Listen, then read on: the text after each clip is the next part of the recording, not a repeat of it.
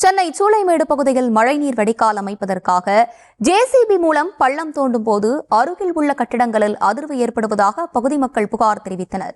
இது தொடர்பான கூடுதல் விவரங்களோடு இணைகிறார் எமது செய்தியாளர் ஜெரி. வணக்கம், விவரங்களை வழங்கலாம். அஸ்வினி வணக்கம்.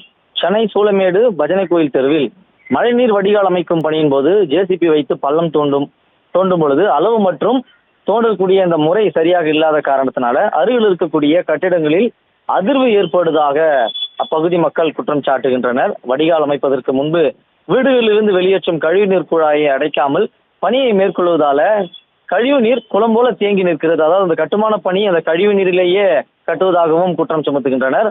தொடர்ச்சியாக மழைநீர் வடிகால் பணியில் கழிவு நீரை அகற்றாமலும் காங்கிரீட் போடுவதால அந்த காங்கிரீட்டினுடைய தரம் கேள்விக்குறியாவதாக குற்றம் சாட்டுகிறனர் அப்பகுதி மக்கள். அதனுடைய அதே போல வடிகால் அமைப்பின் பொழுது காங்கிரீட் போடுவதற்கு முன்பாக இருபுறமும் பலகை அடிக்க வேண்டும். அந்த பலகை ஒரு புறமே அடிப்பதால மறுபுறம் அடிக்காமல் அப்படியே அந்த காங்கிரீட்டை கொட்டுவதால அந்த அளவு, அதாவது 20 சென்டிமீட்டர் அமைக்கக்கூடிய அந்த பில்லரினுடைய அளவு குறைந்திருப்பதாகவும் அப்பகுதி மக்கள் தொடர்ச்சியாக குற்றச்சாட்டுகளை அடுக்கி வருகின்றனர்.